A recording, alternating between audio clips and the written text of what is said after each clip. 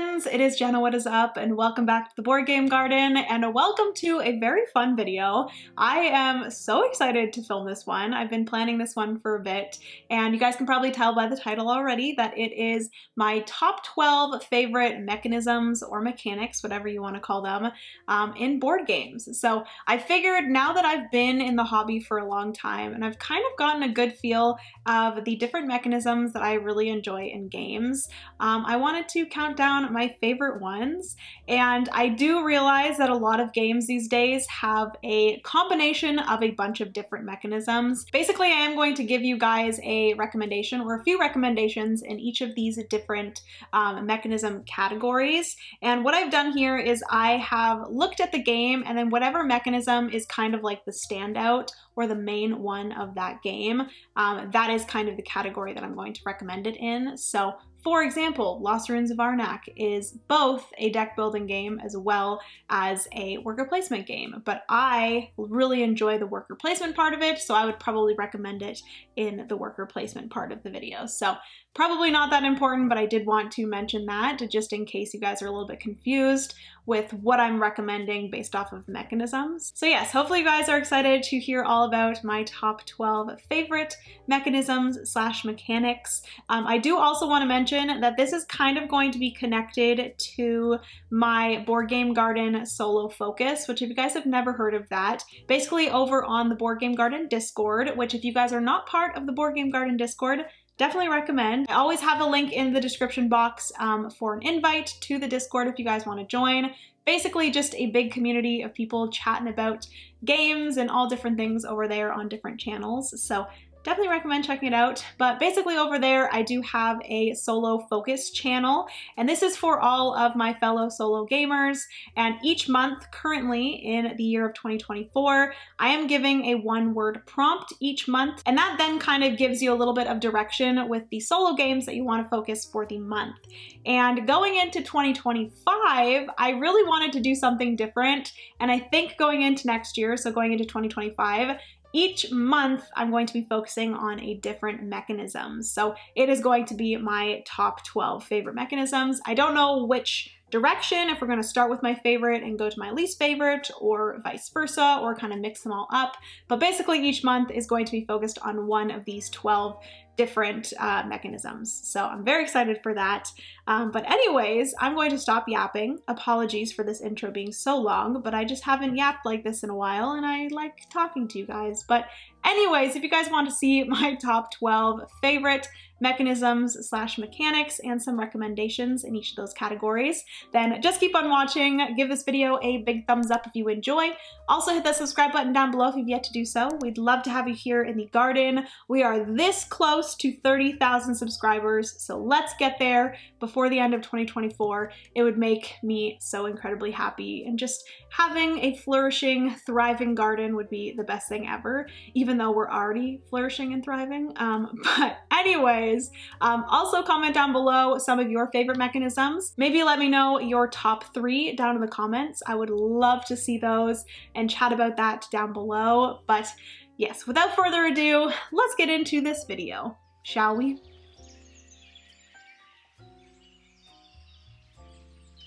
All right, so starting off with my number 12, it's very weird not having any games.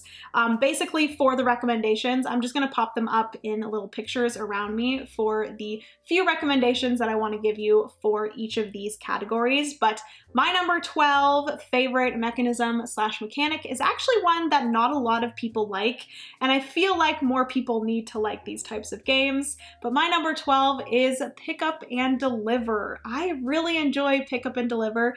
Obviously not as much as the other 11, but it is a mechanism that I feel like doesn't get enough love, and I have really enjoyed Pick Up and Deliver games. Some of my recommendations are Merchants of the Dark Road. That was my favorite game of 2022, and I still really love that game.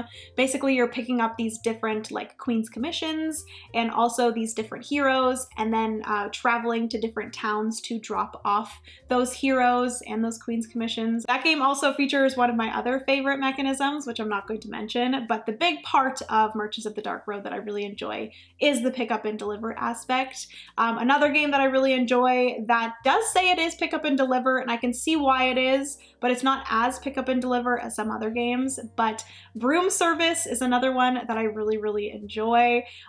Basically, you are going to be picking up these different ingredients or these potions and then delivering them to different spots on the map, so I can see why it is, but it's definitely not as much pick up and deliver as some other pick up and deliver games. And then lastly, another recommendation that I want to make is Mistwind. So this is a newer pick up and deliver game. I unfortunately do not have a copy as of yet, but I did cover it on the channel. I did a solo playthrough of it, and this was a pick up and deliver game that I absolutely love. It is actually designed by my friend Daryl Andrews, and he actually mentioned that pick up and deliver is not one of his favorite mechanisms, and he really wanted to make a pick up and deliver game that he enjoyed, and he felt like other people that don't really enjoy pick up and deliver would enjoy as well. So definitely recommend checking out Mistwind as well. It is absolutely beautiful, and it is a great pick up and deliver game. So yes, pick up and deliver is my number 12. I really enjoy that mechanism, and like I said, I feel like it deserves more love.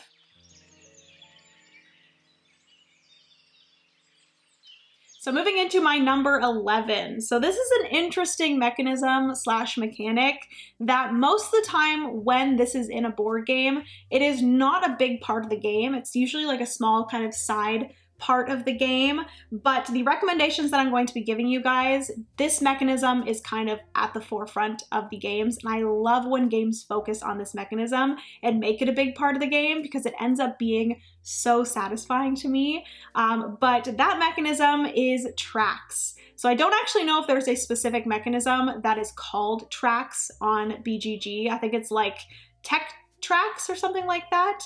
But bump in tracks overall is one of my favorite things in games.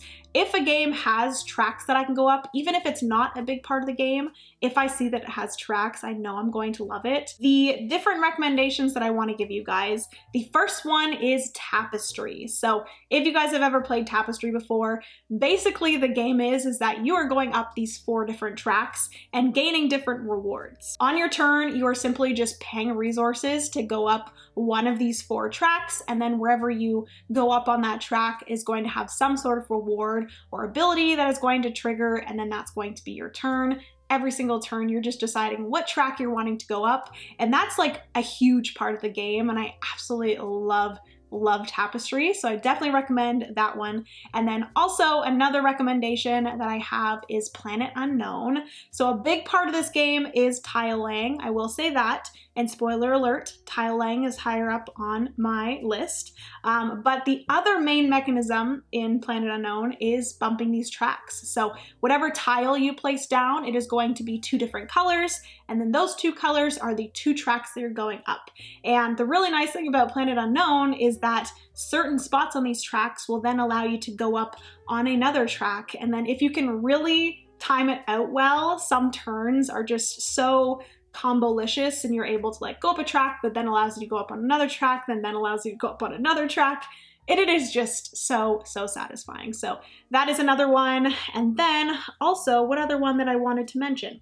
Oh, also a new one that I wanted to recommend that has some influence tracks is River of Gold. So a big part of the game is being furthest on these different influence tracks of these 6 different districts. So wherever you land with your ship or wherever you build buildings, that's going to allow you to go up these different influence tracks, and at the end of the game, whoever is furthest on these different influence tracks will gain a certain amount of victory points, and it is just such a satisfying part of the game. And one of the reasons why I really enjoy River of Gold is kind of trying to get further on those tracks than the other players. So yes, those are the 3 recommendations that I have for my number 11, which is bumpin' tracks.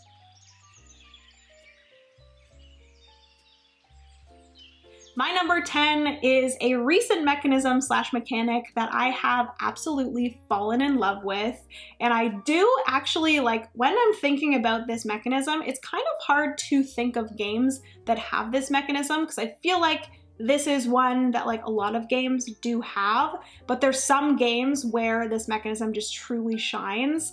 And the one that I'm talking about in my number 10 is multi-use cards. So there's probably a lot of games that have multi-use cards that I can't even think about that are some of my favorite games. Like Lost Ruins of Arnak, again, is one that was on the list of multi-use cards, because you can either use your card for the worker placement or you can use it as its ability. So there's probably a ton of different games that have multi-use cards, but the games that I want to recommend with this mechanism that I think really truly let this mechanism shine is one, Lagrange or Lagrange, or Lagrange. I still don't know how to say it, but Lagrange is such a fantastic game, and the cards, I cannot tell you how satisfying and fun it is to make those decisions of if you want to use that card for its special ability and tuck it on the bottom, or if you want to use it as the like order and tuck it at the top, or you place it at the side to build a new crop, or if you place it on the other side to get improvements for your different things and more income. There's just so many cards, like every round you're getting more cards. You have this full hand of cards, and each of those cards, then you also need to make a decision whether you want to use it for one of those 4 different things, and just the decisions that you make, it's just so satisfying to me. So absolutely love Lagrange. And then the other one I wanted to recommend is Evenfall. This is one that I recently got introduced to as well. And this one again has so many interesting decisions when it comes to the different ways that you use the cards. So I really, really enjoyed Evenfall as well. And then the last one that I wanted to mention is Town Builder Coevorden, which is a little bit more of a simple multi-use card game. But basically it's just a card game where you're either using the cards as a resource or you're using the card as a building. And in order to build that building, you will then need to use resources with the cards that you have. And I just think it's very satisfying, again, to make that decision of, do I want to build this building, or do I want to use it as a resource to then build another building? So you have these different like projects, card buildings that then you have to tuck different resource cards underneath to pay for them and then build them. And then there's like different things that each of the cards is going to do and score for. And I just have really loved that one as well. So those are my 3 recommendations for multi-use cards. My number 10.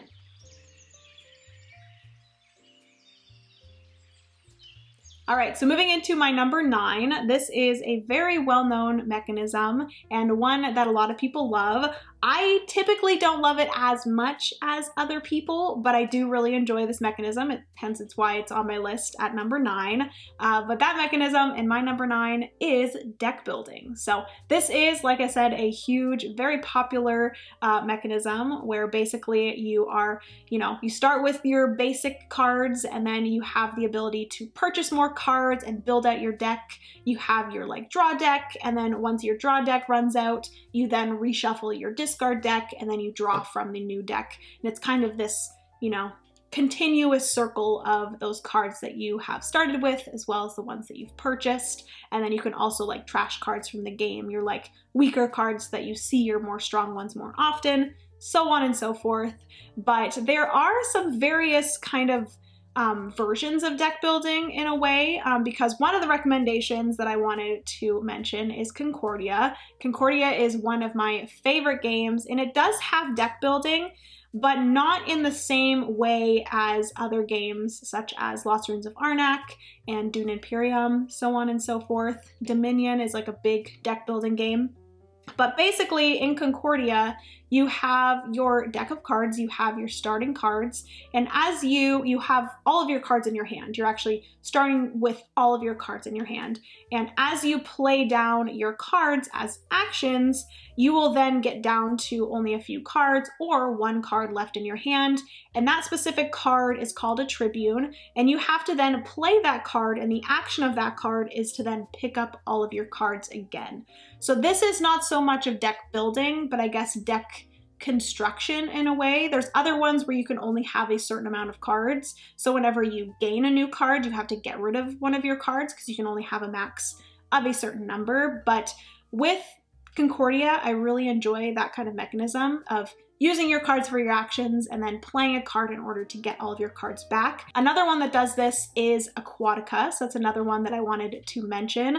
Absolutely love Aquatica as well, and it has that same kind of deck construction or deck building that Concordia does, where you play out them and then there's a specific card that you can play. You can play that specific card at any time, but most of the time you want to play out as many cards as you can before playing that card and getting all your cards back.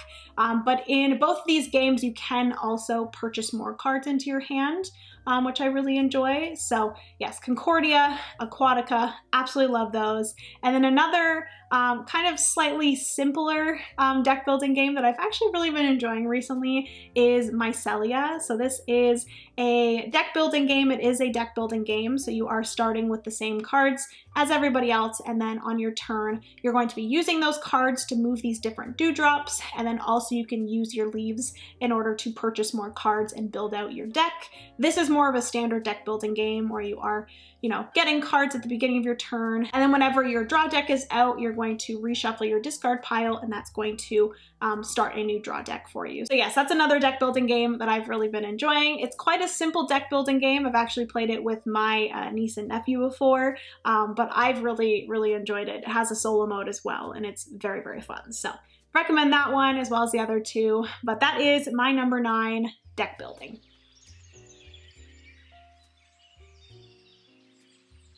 All right, so moving into my number 8. This mechanism is so good. I love this mechanism so much. And honestly, I'm kind of surprised that this is so low, but at the same time, looking at the other mechanisms above it, like it kind of makes sense because all of those are so good as well. But anyways, my number 8 is trick taking. So I have talked about trick-taking games a lot here on the channel. You guys know, if you've watched this channel before, that I absolutely love them. Most of the time when I sit down at the table and I want just a quick card game, a small compact box that I can bring to any game night, I can bring traveling, that I can sit down and play with a fairly large group of people. Usually it is a trick-taking game because I just find them so satisfying, pretty easy to teach most of them as well. So yeah, if you do not know what trick-taking games are, basically it is a card game where you are going to be playing out a card that's going to have a suit and a number and whatever the starting suit is. Normally in a trick-taking game, you do have to follow suit, so you do have to play the same suit. And then once all cards have been played out, it's usually the highest card of the played suit. The starting suit is going to be the winner, and you're trying to, you know, win as many tricks as possible. But then some trick-taking games actually turn that upside down, and you don't want to win tricks. And then also sometimes you don't have to follow suit, and there's sometimes additional things added in, additional rules, crazy things. I just find trick-taking games that do something different than other trick-taking games are just so much fun. And I just love the variety of different ways you can play a trick-taking game and all of the different amazing trick-taking games that have been coming out recently. So yes, a few ones that I want to recommend. The first one is Seas of Strife. This has been a trick-taking game that I have loved so much. It is a trick-taking game where you do have to follow suit, but if you can't follow suit and you play another suit, that suit can then be played as well. And then once every player has played into the trick, whatever suit has been played more, so whatever has majority, is going to be the only suit that matters. And then whatever the highest number in that suit is, that player wins that trick. And you do not want to win tricks because the first player to get, I think it's 15 tricks, will trigger the end of the game. And whoever has the least amount of tricks will win the game. So Seas of Strife has been always one that I've really enjoyed and I always recommend. Another one that I want to recommend is actually a solo trick-taking game, and that is For Northwood, which usually trick-taking games you wouldn't think would be able to play solo, but For Northwood has done an amazing job at creating this solo trick-taking game where basically you are trying to win a certain amount of tricks based off of the little like character that you're trying to bring in and trying to get them to fight for you for Northwood. Basically the trick taking is like you having a conversation with them, and there's a specific amount of tricks that you're supposed to win. You're going to flip over a card from a deck randomly, and then you're going to have to try to win that specific amount of tricks in order to successfully get that character to fight for you for Northwood, and you get a certain amount of victory points if you do so, and it is just such a fantastic trick-taking game, and I never thought that I'd be able to play a trick-taking game solo. And then the last one that I wanted to mention is Rebel Princess. So this is a newer trick-taking game that I've really enjoyed, and I kind of mentioned that I really enjoy trick-taking games that do something different, and the cool thing about Rebel Princess is the fact that every single round you're going to be flipping over a card that changes the rules for that round, for that trick-taking round. So it kind of just brings in a bunch of different trick-taking games into one game, which I think is so cool. And the variety of different ways that you're going to be playing these tricks and trying to avoid these proposals from these princes, I think is just so fantastic. And each game is just completely different because you're always going to have these different rules for every single one of those rounds. And then additionally, you're also going to have a special kind of power depending on the princess that you picked for that game. And it's just so good. So that was a recent trick-taking game that I've played that I've really enjoyed that I wanted to recommend. But yes, that is my number 8 trick-taking.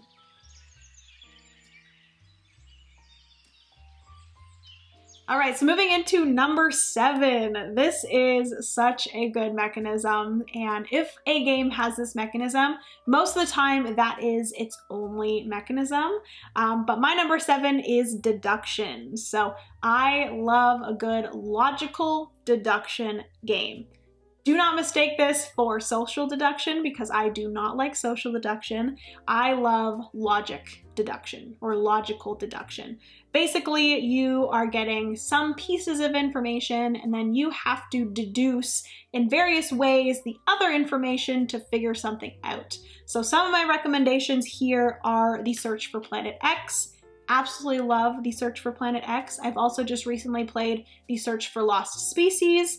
Both of these, you're getting some information, and then you are also going to be gaining information by searching these different spaces for certain things, and then based off of the findings of those searches, you can deduce then where the other things are. In Search for Planet X, you are trying to find where Planet X is in outer space, and then in Search for the Lost Species, you're trying to find where the lost species is on this island based off of some information that you're gathering. So really enjoy those. I also really love Awkward Guests.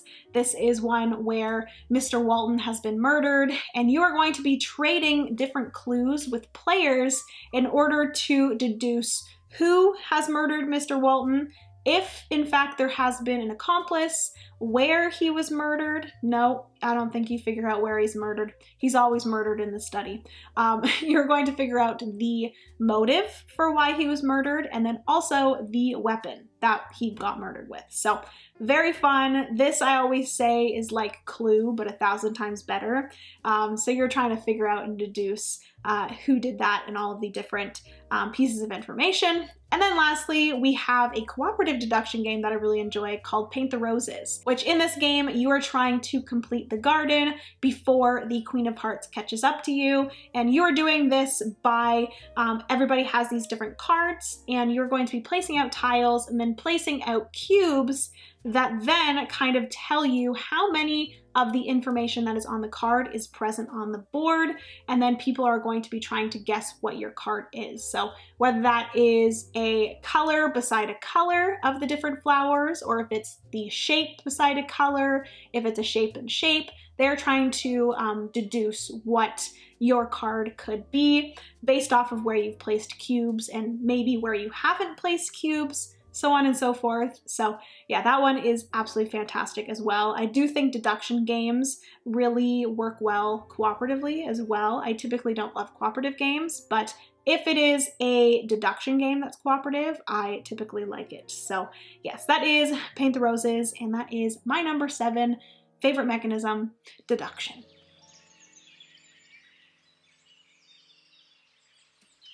All right, moving into number 6. This is a very, very, very well-known mechanism, and I'm probably going to get flack for this one not being one of my favorites, but that is worker placement. Some people might think I'm crazy for putting it this low, but honestly, there are like so many different mechanisms. If you guys go and look on Board Game Geek at mechanisms, there's just like a ton of different mechanisms. And worker placement is still my number 6 out of all of those mechanisms that I could enjoy. Still number 6, and looking at the other 5, I do enjoy the other 5 more than I do worker placement, but I still really enjoy worker placement. But simply put, if you're not familiar with worker placement, basically you have a certain amount of workers. In some games, you are able to gain more workers in various ways, but basically you're just going to take one of your workers on your turn and you're going to place it on a spot on a board typically, and that's going to either get you resources or it's going to get you some sort of action.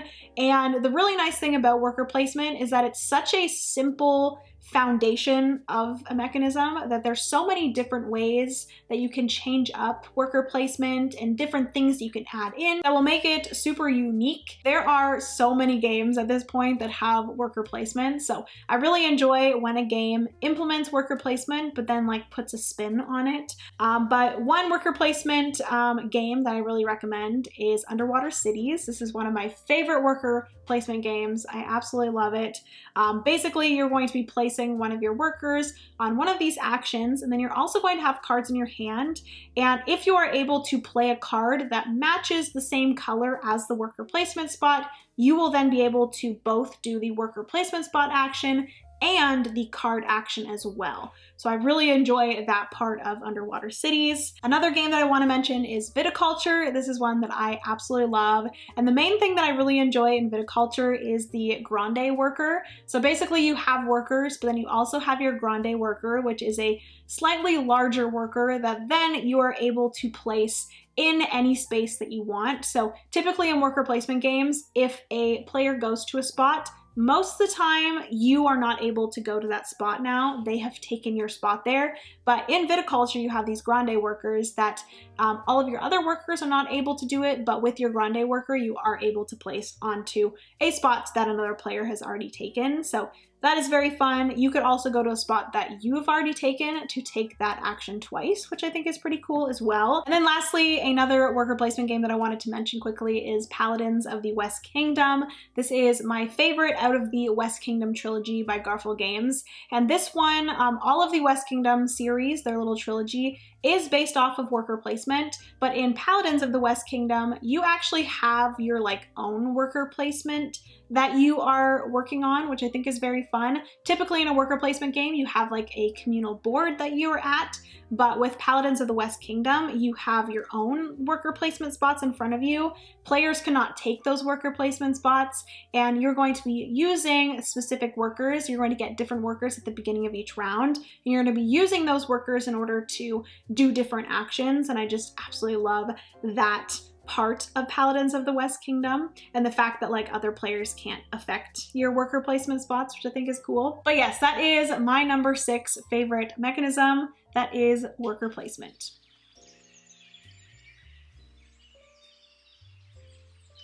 Moving into number 5. So this one's an interesting one because I actually don't know if this is a real mechanism, but I am basically just saying this mechanism is games that use dice in really cool ways, which I feel like so many games nowadays are coming out that use dice in such cool and interesting ways, and I just love when they do that. So basically I've said that this mechanism is either dice worker placement or dice manipulation, just using dice in cool ways. I've always mentioned this in videos that when a game uses dice in cool ways, I just automatically love it. So yes, there's various games that I wanted to mention in this category. One being Scholars of the South Tigris. I think this one is such a cool game where basically you're using these dice in order to do different actions. You're going to be rolling your dice, and then your dice are going to be white as well as some different colors. So there's going to be your primary colored dice, and then there's going to be secondary colored dice. And basically with the primary colored dice, you can actually place 2 dice for an action and mix the colors of the dice. So if I place a red and a blue die, that will actually mix and allow me to do a purple action. So cool. I just think overall, Garphill Games did such a fantastic job with all of their South Tigris series when it comes to using dice in cool ways, because Scholars did a cool thing. Wayfarers of the South Tigris also did a really cool thing with dice. Also Inventors of the South Tigris did a really cool thing with dice too. So just that entire trilogy, honestly, super, super cool. But also Role Player is a very fun one where you are drafting these different dice and you are actually creating a D&D character by placing out these dice in different ways in order to fulfill these different rows, and also get dice in certain spots in order to gain victory points, and then each row having to add up to a certain amount with these dice and in order to gain victory points. It's such a fun kind of spatial puzzle with these dice. You're not most of the time rolling these dice, you're actually just drafting them and then placing them on spots. But I think it's just so satisfying. Francis and I both really enjoy Role Player, so that's one that I think used dice in a really cool way. And then lastly, we have Grand Austria Hotel, which this one you are actually doing some like dice drafting. So you have these dice, you're going to roll a ton of dice, and then based off of the numbers that are rolled, you're going to place the numbers into the different groups, and then you're going to be drafting a die of a specific number, and each number is going to allow you to do a different action, and then that action's strength is based off of the number of dice that was rolled of that specific number, which I think is so cool, and yeah, uses dice in a very cool way. And that is my number 5. Dice in cool ways.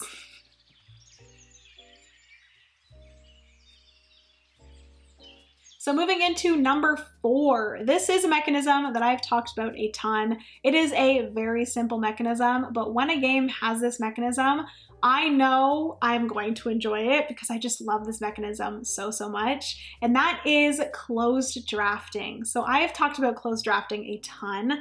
This is basically the act of having a hand of cards, picking one from that hand of cards, keeping it for yourself, and then passing the rest to the person either to your left or your right.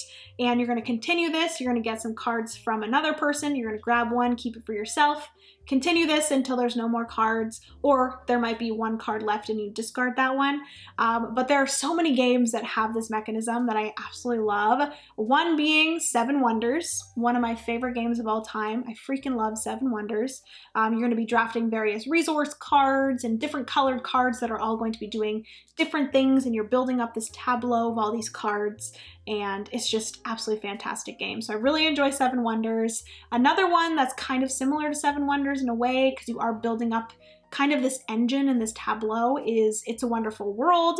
This one you're also closed drafting different cards, then you're deciding which cards you want to construct and which cards you want to recycle for resources, that then those resources will allow you to add the cubes to these different cards. And then once you've added all these different cubes onto one of those cards, it's successfully constructed, and then that card and building is added into your production, and then that's going to get you more cubes. And it's such a fantastic, satisfying game. I really, really enjoy It's a Wonderful World. And then lastly, another one that I wanted to mention is a little card game that has closed drafting, and that is Ohanami. It is a fantastic little card game. Again, you're doing closed drafting. This time you're keeping 2 cards and then passing the rest to the person either on your left or your right, and you're creating these little gardens of ascending or descending cards, and you're not allowed to add things in between other cards. You're either adding it to the top or the bottom with these different numbers, and you're gaining points in different ways. Absolutely love Ohanami as well. If you're looking for a small card game that has closed drafting, definitely recommend Ohanami. It is just so relaxing. It's such an easy one to get to the table and teach. One of my favorite little card games. That's Ohanami. But yes, that is everything for my number 4 favorite mechanism. That is closed drafting.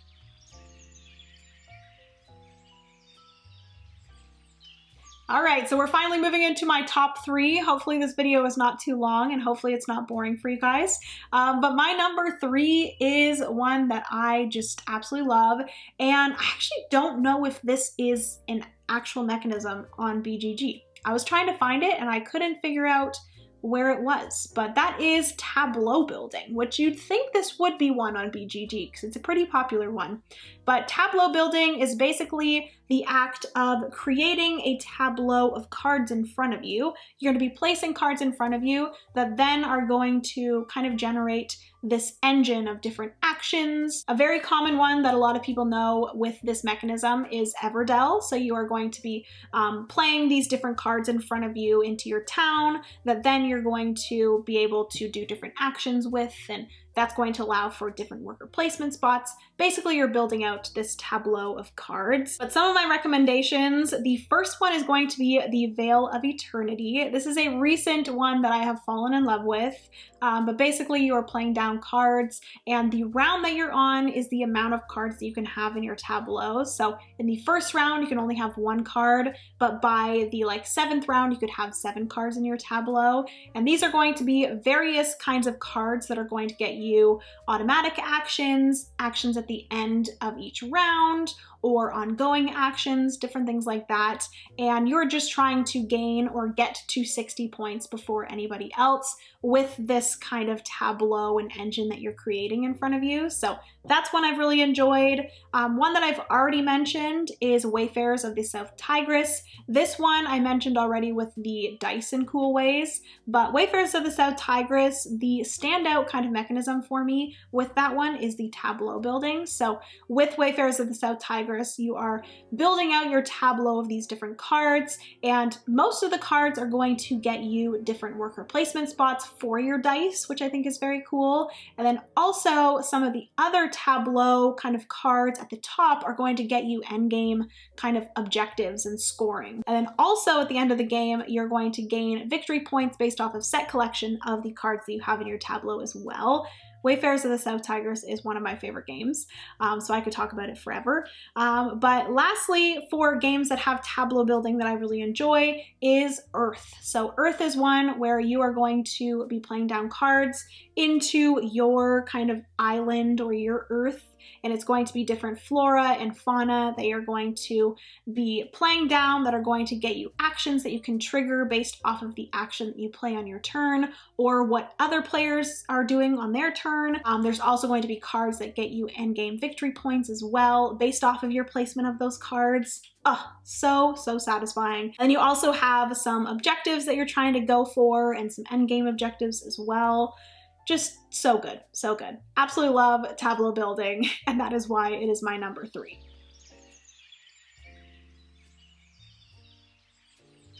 All right, so moving into my number 2, I am sure that you guys have kind of deduced, if you've watched my channel before, you've deduced which ones are left of the mechanisms that you know I really enjoy. But my number 2 is tile placement. So there are a ton of games that are tile placement games that I absolutely love. One specifically being the Castles of Burgundy, which is currently my favorite game of all time. There is just something about drafting these different tiles and then placing them in different ways. Most of the time with tile placement, it is like a polyomino tile placement. So another recommendation I have for tile placement is the Isle of Cats. Absolutely love the Isle of Cats. And basically in that game, you're going to be also doing some closed drafting. I kind of forgot that Isle of Cats is closed drafting too. That's probably why I like the Isle of Cats so much. But basically, you have some closed drafting of some cards. That's going to get you different things that then are going to allow you to draft these different cats. And you're going to be placing those cats onto your ship and trying to kind of fit these different cats of these different polyomino shapes on your boat, putting together the different colored cats, all of the same colored cats together and kind of grouping them to gain victory points in different ways.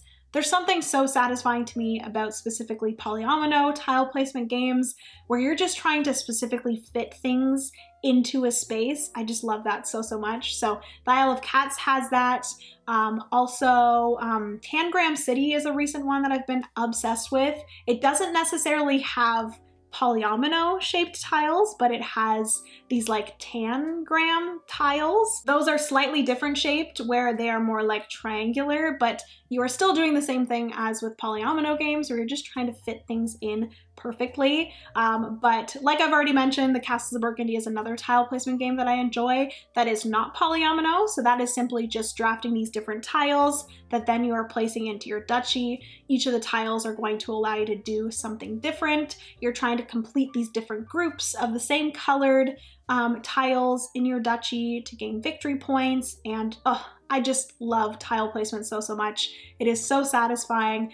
Most of the time when a game has tile placement, I know I will really enjoy it. So that is why it is my number 2.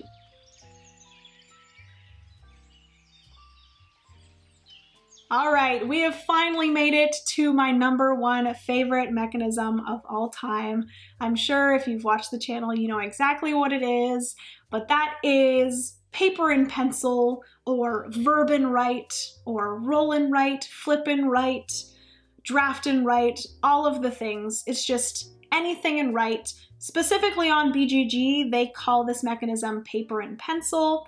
But yes, overall, this is a game where you are doing something, and then with whatever you did there, you are then doing something on a paper, and you're filling things out. That's the best that I can explain it. I definitely recommend, if you have no idea what I'm talking about, just go and look up paper and pencil on BGG. Honestly, any of these mechanisms, if you go and look it up on BGG, on the mechanism page, it'll tell you exactly what this mechanism entails and what it is all about. It also gives you more recommendations there for games that have this mechanism. But yeah, verb and write or paper and pencil is my favorite mechanism. You guys know how much I love Hadrian's Wall. That is one of my all-time favorite roll and writes. It is no longer my favorite game of all time. It has been taken by the Castles of Burgundy, but it is still such a fantastic game. I love a good chunky roll and write. So a lot of the recommendations that I'm going to give you are probably not the best if you're first starting out with roll and writes, but some of my more like intro roll and writes that I recommend are Cartographers. That is a fantastic flip and write game where you are a cartographer and you're filling out this map with different various polyomino shapes. There's also Railroad Inc., which is a great roll and write game where you are rolling these dice that have different roads and railroads that you're filling in to this little grid in different ways to gain victory points. And then for some bigger, chunkier ones, like I said, I really enjoy Hadrian's Wall. Three Sisters is fantastic. Draft and Write Records is another one that I've loved recently, which actually that one has closed drafting as well. So another reason why I love that game so much. And then also just recently, I was introduced to a game called Tend by Ivy Games, which, oh my goodness, such a fantastic roll and write. I cannot wait for you guys to hear more about that one. But that one is not available yet. It will be going up on Kickstarter, I believe, at the end of October. So that one is one to look out for because that is a fantastic roll and write. But anyways, I have given you guys way too many recommendations for the verb and write category. Clearly you can tell that I like it a lot. But yeah, that is my number 1. That is paper and pencil or verb and write. All right, friends, so that is going to be everything for this video. Holy manoli, my throat is starting to hurt. I have talked a lot in this video. Hopefully it's not too long, and hopefully you guys stuck around to the end. Thank you so much if you did. If you did enjoy this video, please give it a big thumbs up. Also hit the subscribe button down below if you've yet to do so. We'd love to have you here in the garden. Like I said, please comment down below with your top 3 mechanisms that you enjoy. I would love to chat about that down there and see if we have any favorite mechanisms in common. But yeah, I love you guys so much. Remember, you are somebody's reason to smile, and I will see you in the next board game video. Bye, friends.